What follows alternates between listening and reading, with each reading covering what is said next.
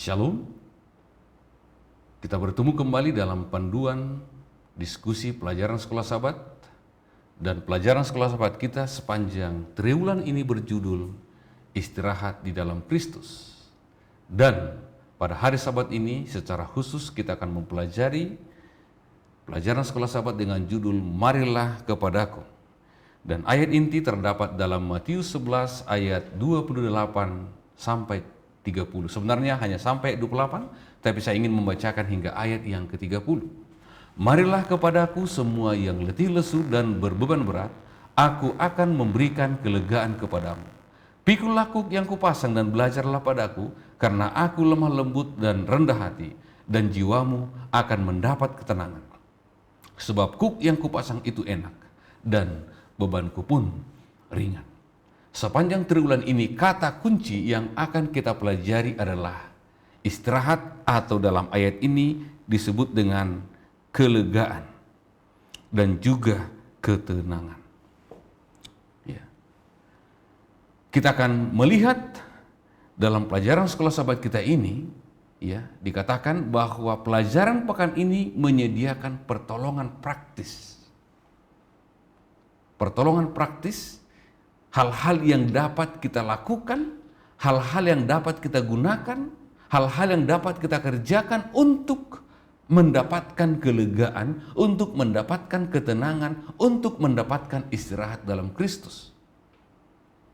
Karena dikatakan, faktanya, entah beban kita itu berat, ataupun mungkin cukup ringan, Yesus mengundang kita semua untuk datang kepadanya untuk mendapatkan kelegaan. Sekali lagi, kata kunci pelajaran sekolah sahabat kita sepanjang triwulan ini adalah kelegaan. Bagaimanakah kita mendapatkan kelegaan? Jadi apapun pelajaran yang kita pelajari, apapun judulnya, ayat apapun yang kita pelajari, kita harus menekankan kepada kata kelegaan atau kata istirahat dalam Kristus. Karena inilah tema besar pelajaran sekolah sahabat kita sepanjang pekan ini, sepanjang triwulan ini. Dan pelajaran pekan ini menyediakan bantuan atau pertolongan praktis bagi kita untuk menemukan cara bagaimanakah kita menemukan kelegaan dan istirahat di dalam Kristus itu. Kita harus sadar bahwa setelah manusia berdosa, oleh karena Allah telah mengutuk, oleh karena Allah telah menghukum Adam atau menghukum manusia, Allah mengatakan bahwa dengan berpeluh artinya tidak istirahat. Berpeluh artinya tidak sedang mengalami kelegaan atau ada beban yang menghimpit. Dunia yang kita tempati ini adalah tempat di mana kita akan berpeluh, tempat di mana kita akan memikul beban, seperti slide sebelumnya. Entah itu berat, entah itu ringan, tetapi kita semuanya adalah orang yang membutuhkan istirahat, orang yang membutuhkan kelegaan. Dalam pelajaran sekolah sahabat kita secara khusus dalam penuntun guru, saya akan mengambil dari penuntun guru beberapa kutipan mayoritas, ya, untuk menemukan hal-hal praktis yang dapat kita temukan, yang dapat kita lakukan, yang dapat kita kerjakan untuk mendapatkan kelegaan, untuk mendapatkan ketenangan, untuk mendapatkan istirahat di dalam Kristus. Dikatakan ada 3 perintah khusus yang dinyatakan oleh Kristus di dalam Matius 11 ayat 28 sampai ayat yang ke-30. Dan itulah panduan praktis yang dapat kita tempuh, yang dapat kita lakukan untuk mendapatkan kelegaan, untuk mendapatkan istirahat di dalam Kristus. Yang pertama adalah marilah kepadaku. Ya, karena kalau kita mengabaikan perintah yang pertama ini, kita tidak akan pernah tiba kepada perintah yang kedua dan perintah yang ketiga. Karena ada 3 perintah khusus dan ada 3 hal yang akan kita pelajari dalam panduan diskusi ini. Mungkin ada hal-hal yang lain lagi nanti akan kita temukan, tapi paling tidak berdasarkan ayat yang sudah kita baca, ada 3 perintah atau ada 3 panggilan Allah kepada kita, panggilan Yesus kepada kita untuk dapat menemukan kelegaan atau untuk mendapatkan istirahat di dalam Kristus. Ya, yang pertama tadi adalah marilah kepadaku. Mari, undangan, ajakan, panggilan. Tapi yang saya ingin bahas di sini adalah bukan masalah undangannya. Tetapi siapakah yang dikatakan aku di sini? Apakah kita memiliki pengenalan pribadi kepada Dia yang memberikan undangan ini? Apakah kita memiliki pengalaman? Apakah kita memiliki pengenalan? Apakah kita memiliki hubungan dengan Dia yang memberikan undangan ini kepada kita? Pelajaran sekolah sahabat kita katakan bahwa Dia adalah sumber damai. Apakah kita masih sukar untuk menemukan kedamaian? Sementara Dia yang mengundang kita adalah sumber damai. Yang kedua, Dia adalah mata air kekuatan. Ya. Apakah kita merasa lemah? Kenapa disebut mata air? Karena itu sumber yang tidak pernah habis. Pernahkah kita merasa lemah? Pernahkah kita merasa lesu? Pernahkah kita merasa tidak berdaya? Sementara Dia yang mengundang ini, ya kita tahu siapa Dia. Tapi bagi kita pribadi, secara pribadi, apakah kita menganggap Dia, menerima Dia sebagai mata air kekuatan? Kalau kita masih jatuh di dalam kelemahan dan menganggap kita tidak memiliki kekuatan, berarti kita belum mengenal Dia, belum datang kepadanya. Dan dikatakan di sini, hanya Dia yang sanggup mengangkat beban kita. Dan itu yang akan kita pelajari pada saat ini. Hanya Dia yang mampu mengangkat mengangkat beban, mengangkat kesusahan, mengangkat penderitaan dari dalam kehidupan kita. Hanya Dia. Jadi kalau hari ini kita masih menganggap bahwa begitu berat beban yang kita pikul, kita bahkan tidak mampu untuk berdiri, berarti kita perlu lebih mengenal siapa Dia yang memberikan undangan kepada kita pada saat ini. Dan berikutnya dikatakan Dia adalah satu-satunya yang sanggup membebaskan kungkungan stres. Kalau hari ini kita masih dikuasai oleh stres, kalau hari ini kita masih dikendalikan oleh stres, dikendalikan oleh depresi dan sebagainya, berarti kita perlu lebih mengenal Dia yang memberikan undangan ini kepada kita. Dia yang memberikan undangan ini adalah orang yang lemah lembut.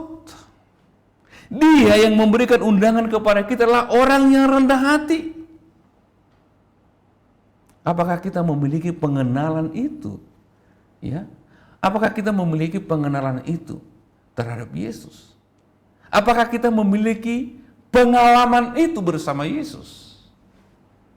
Hari ini dalam sekolah sahabat kita dikatakan dunia menertawakan kelemah lembutan. Hari ini dunia menertawakan kerendahan hati. Ya, kalau ada yang aneh, dunia sekarang mudah untuk mengikutinya. Dunia sekarang lebih bergantung, lebih percaya kepada orang-orang yang memiliki harta, kepada orang-orang yang memiliki jabatan, kepada orang-orang yang memiliki pangkat, daripada kepada orang-orang yang rendah hati dan lemah lembut. Kita mungkin mengingat kata-kata Jack Ma. Ya, kata-kata Jack Ma yang sangat memilukan sebenarnya. Ketika kita miskin, nasihat baik apapun yang kita berikan, itu akan dianggap orang seperti kentut. Tetapi, ketika kita sudah berkuasa, ketika kita sudah kaya, ketika kita sudah memiliki pengaruh, ya, apapun yang kita katakan seolah-olah begitu penting bagi orang.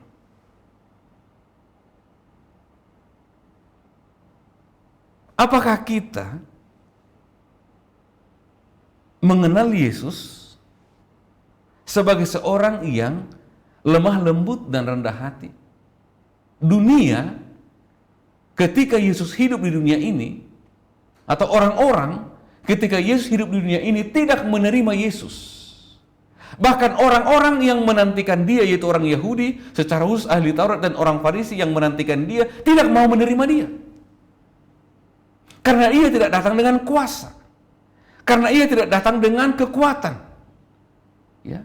Tetapi ia datang dengan kelemah lembutan dan ia datang dengan kerendahan hati. Dunia tidak mau menerima Yesus saat ini. Apakah kita juga akan seperti mereka? Atau apakah kita akan mau menerima dia sebagai seorang yang adalah sumber damai? Dalam konteks pelajaran sekolah sahabat kita ini, ya, ia atau Yesus itu harus kita terima sebagai sumber damai, sebagai mata air kekuatan, sebagai satu-satunya yang bisa mengangkat beban kita, sehingga kita akan mau datang kepadanya, karena Kristus tidak pernah memaksa kita. Dikatakan Yesus memberikan kepada kita kebebasan untuk memilih. Yesus tidak pernah memaksa kita. Yesus tidak bisa membuka pintu hati kita. Yesus tidak bisa memaksa untuk masuk ke dalam hati kita, karena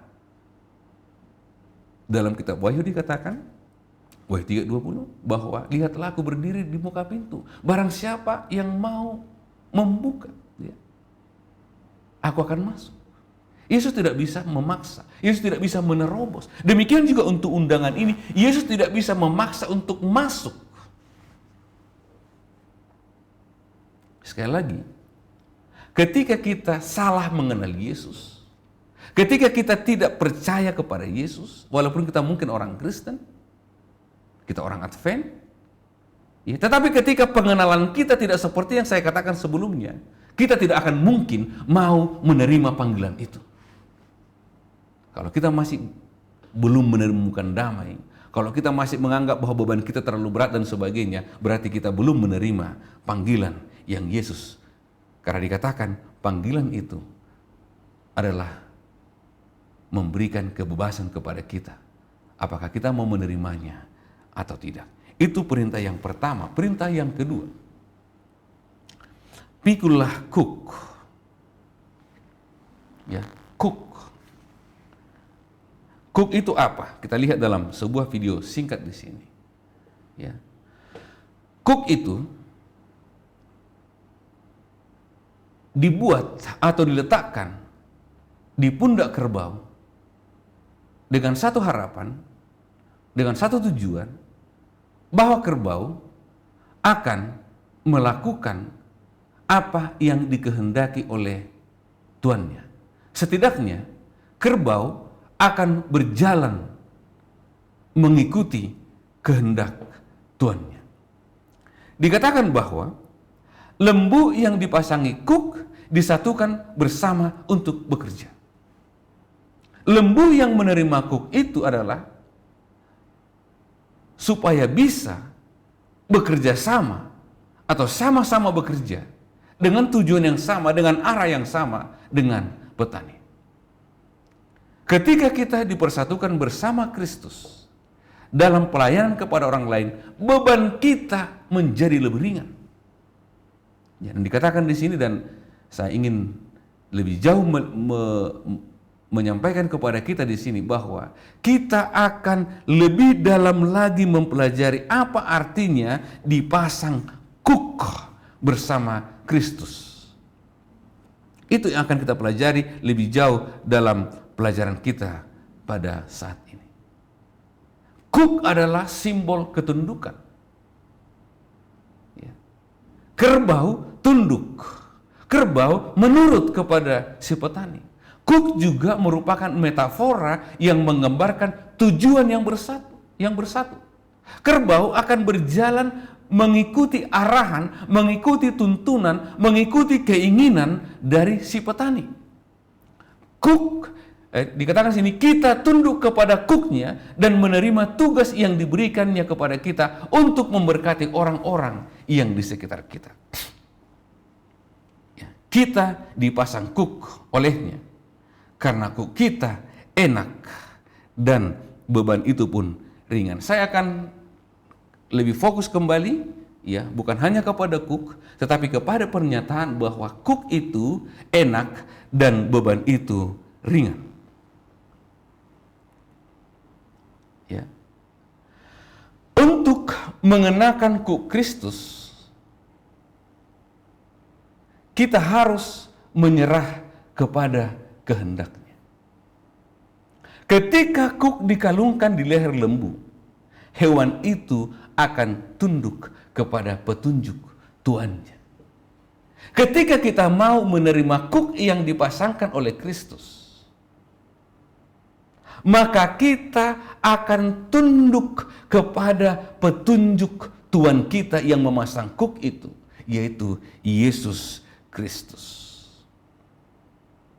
Dikatakan bahwa istilah Yunani yang diterjemahkan sebagai enak, ya, tadi kita akan membahas ringan dan enak, artinya menyenangkan. Saya ingin bertanya kepada kita, apakah melakukan kehendak Tuhan itu menyenangkan atau tidak? Ya, apakah melakukan pekerjaan Tuhan itu menyenangkan atau tidak? Yesus mengatakan, barang siapa yang ingin mengikut aku, ia harus yang pertama menyangkal diri, yang kedua memikul salib, dan yang ketiga mengikut aku. Dua hal ini adalah hal yang dalam kacamata dunia adalah hal yang berat. Menyangkal diri. Raja Salomo katakan, musuh terbesar adalah diri sendiri. Menyangkal diri. Yang tadinya suka melakukan A, sekarang harus suka melakukan B. Seperti pelajaran kita yang lalu, menjadi orang yang baru, ya, menjadi manusia yang baru, memantulkan Kristus. Yang kedua adalah memikul salib, memikul tanggung jawab, memikul penderitaan, memikul segala sesuatu yang Kristus berikan kepada kita. Kita dipanggil untuk menjadi terang, kita dipanggil untuk menjadi garam, kita dipanggil untuk menjadi juru kabar Kristus. Saya ingin memberikan teladan atau contoh seperti yang dialami oleh Rasul Paulus. Rasul Paulus sebelum dia menerima cook Kristus, dia adalah seorang penganiaya. Tetapi ketika ia sudah menjadi seorang rasul atau sudah memikul cook Kristus, dia menjadi orang yang teraniaya.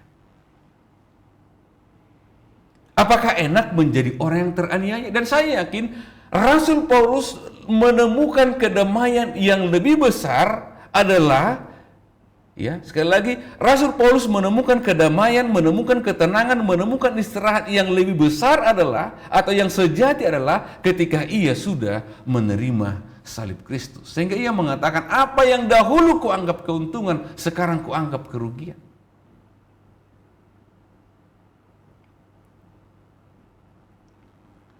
Apakah kita mau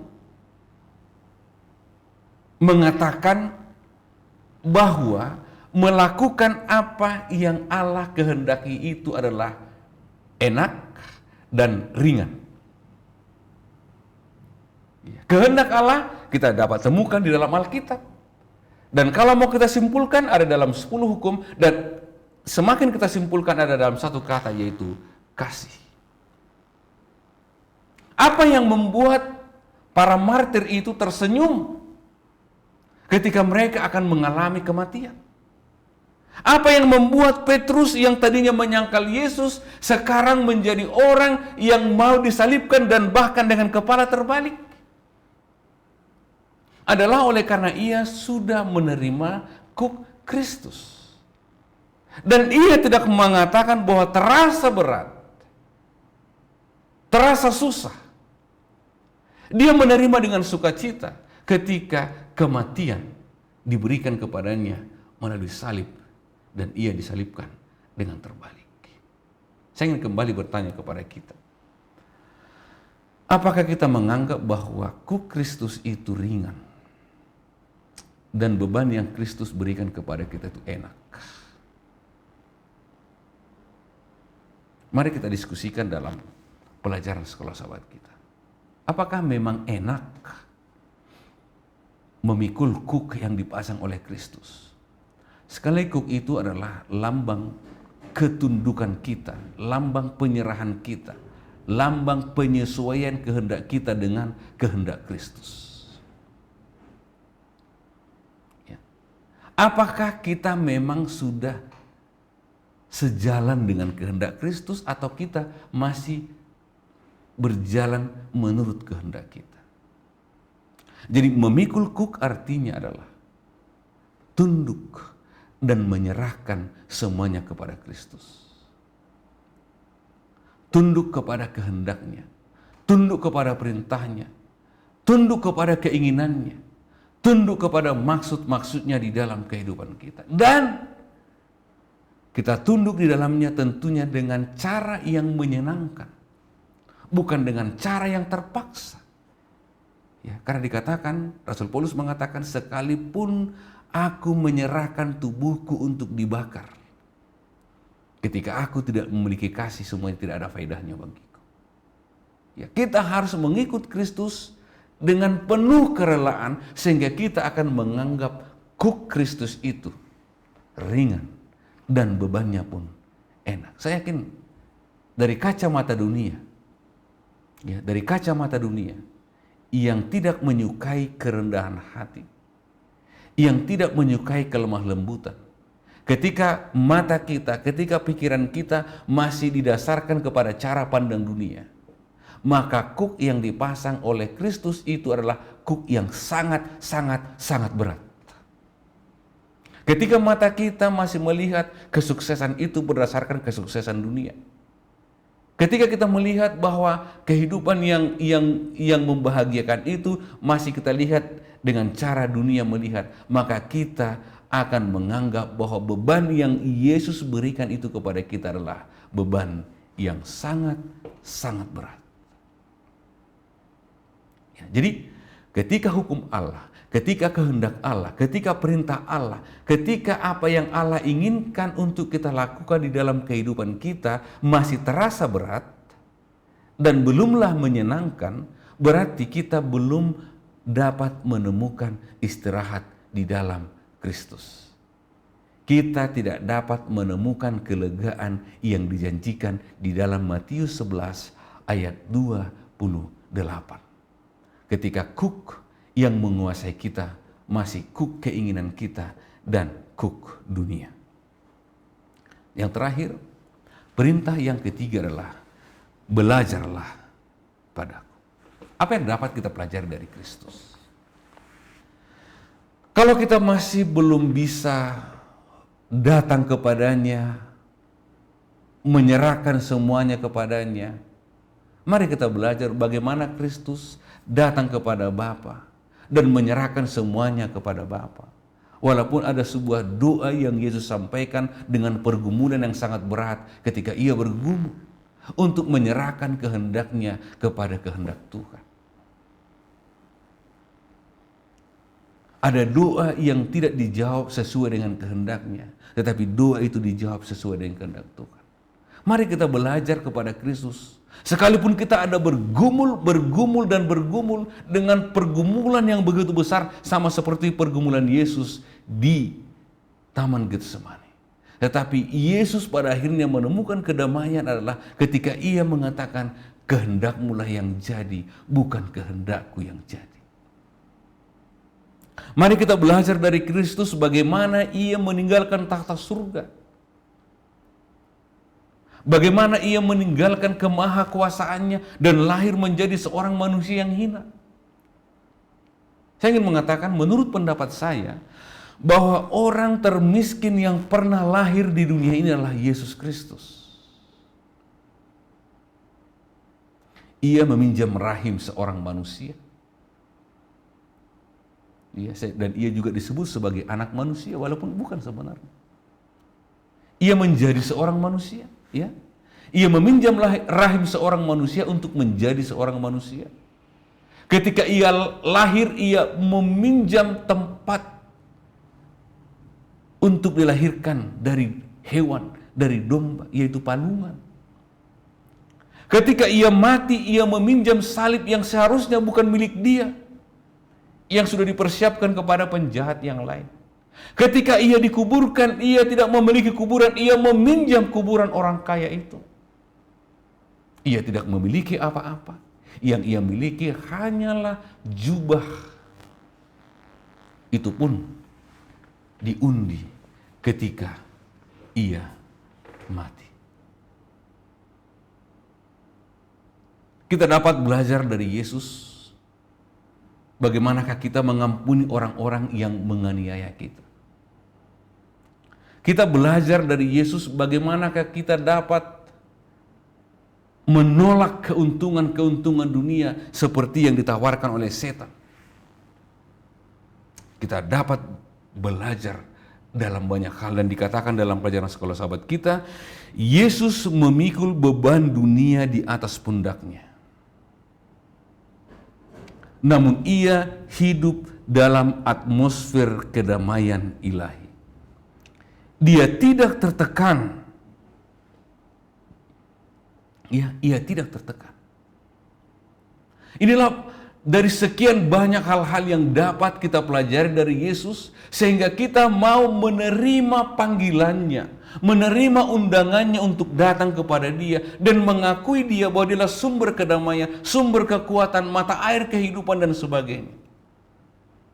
Dan dengan senang hati kita akan mau menerima kuk.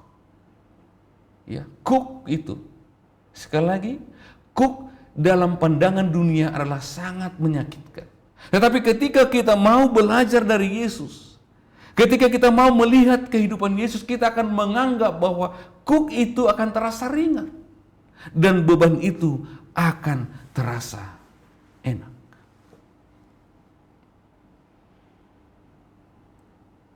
Kita tidak akan pernah bisa menemukan kedamaian itu, kelegaan itu, ketenangan itu bila mana kita tidak mau belajar dari Yesus.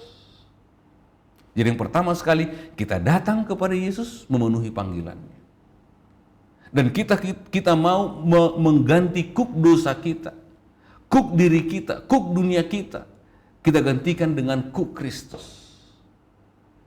Dan kita belajar dari Kristus bagaimanakah memikul kuk yang menurut dunia ini sangat berat, yang menurut dunia ini sangat hina. Kita belajar dari Kristus bagaimana cara untuk memikulnya, sehingga beban itu akan terasa enak dan kuk itu akan terasa ringan. Sering sekali dalam kehidupan kita mengatakan, Tuhan, masalahku sangat berat. Tuhan, penderitaanku sangat-sangat mengerikan. Tuhan, kehidupanku sangat mengerikan. Kita mungkin sering mengatakan seperti itu. Padahal seharusnya sebagai orang yang sudah datang kepada Kristus, sebagai orang yang berserah kepada Kristus, hal yang kita katakan adalah, hei masalah, hei penderitaan, hei corona, hei penyakit, lihatlah Allahku adalah Allah yang sangat besar. Kalau kita bisa mengatakan itu, maka kita akan menemukan kedamaian. Tetapi ketika kita selalu mempersalahkan Tuhan, selalu mengatakan, Tuhan, di manakah Engkau, kenapa seperti ini, kenapa seperti itu, bagaimana kita akan dapat menemukan kedamaian? Jadi pada hari Sabat ini ada 3 panduan praktis yang dapat kita diskusikan. Mungkin ada hal-hal yang lain lagi yang dapat kita temukan. Bagaimana caranya supaya kita dapat menemukan ketenangan? Bagaimana kita dapat menerima kelegaan yang ditawarkan oleh Kristus? Tentunya 3 perintah inilah 3 di dalam 1, atau 3 serangkai yang tidak bisa dipisahkan. Ketika kita sudah mau datang kepada Yesus, Ketika kita mau menerima panggilannya, artinya kita mau menerima cooknya. Ketika kita mau menerima cooknya, artinya kita mau belajar darinya untuk cara memikul cook itu sehingga akan terasa ringan. Sekali lagi saya ingin bertanya kepada kita, apakah kita menganggap bahwa cook yang dipasangkan oleh Yesus itu ringan? Apakah beban yang dibebankan oleh Yesus kepada kita itu adalah enak? Ya.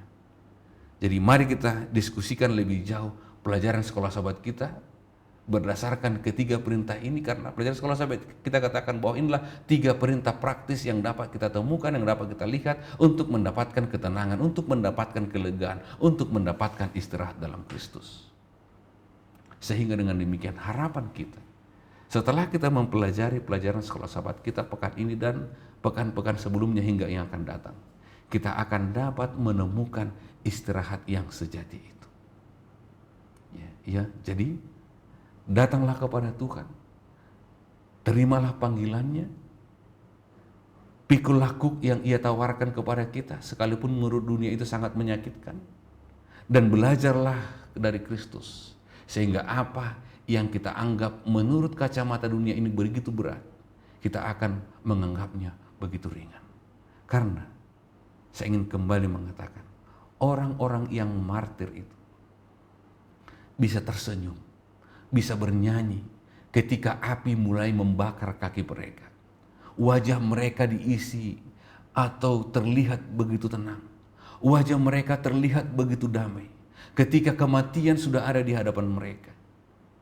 Adalah oleh karena mereka telah menganggap bahwa cook itu terasa ringan dan beban itu enak.